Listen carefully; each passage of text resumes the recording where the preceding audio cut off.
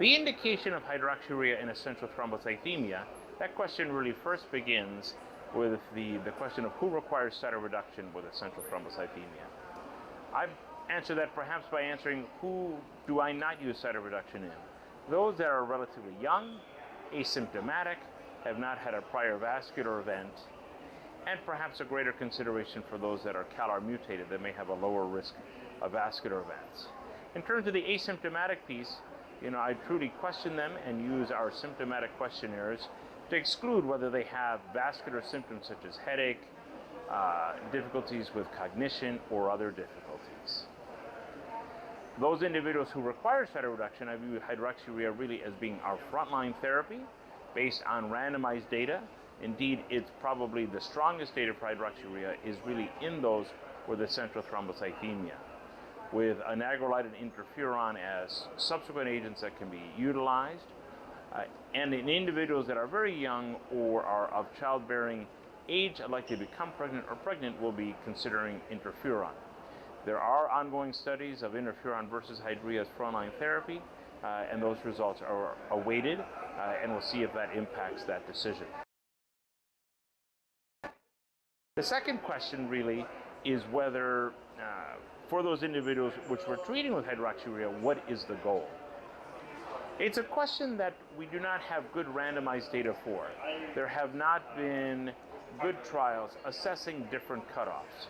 At the moment, the ELN guidelines for therapy is to try to achieve a platelet count of less than 400,000 and a white count of less than 10,000.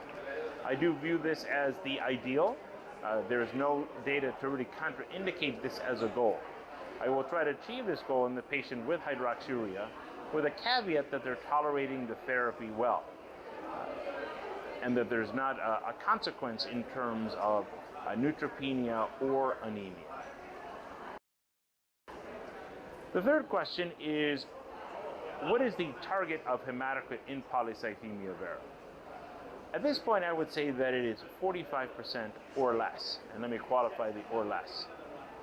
Our colleagues who performed the CytoPV study very elegantly demonstrated that a hematocrit of 45% should really be considered the ceiling. And I will make the caveat that that is adjusting for patients living relatively near to sea level, let's say 1,000 meters or less in elevation. There probably has not been an adequate correction for those individuals that live at higher altitude or have other comorbidities which may increase the hematocrit level. But 45 or less. Now, in whom do we use a cutoff that is less? I do think there are individuals in which their symptomatic burden with P-vera sometimes is further improved by a slightly lower target. There clearly are women that will feel better with a lower hematocrit than 45. Historically, we had used a hematocrit of 42 based on theoretical values, and in some individuals, if they're doing well, we will leave them still at those thresholds. The final question is, what is the indication of ruxolitinib in primary myelofibrosis? Certainly the FDA indication has been for those individuals with intermediate to and high risk primary myelofibrosis for improvements of splenomegaly, symptoms, and likely improvement in survival. In the 5 years after the approval of ruxolitinib, it seems likely that based on the data that is evolving, we can feel comfortable saying that individuals that have intermediate 1 risk myelofibrosis might also benefit from ruxolitinib. Studies that have included these patients have found similar response rates for splenomegaly, symptoms, and there's even a reason to speculate that treating patients earlier in the course of the disease may further alter the natural history. By decreasing the inflammatory cytokine milieu in the marrow, it may have an impact on disease progression. The most experimental indication is those individuals with low risk myelofibrosis. There are currently ongoing clinical trials looking at individuals who have low risk disease but high risk molecular features, such as ASXL1. They're being randomized to ruxolitinib versus placebo with progression-free survival as an endpoint.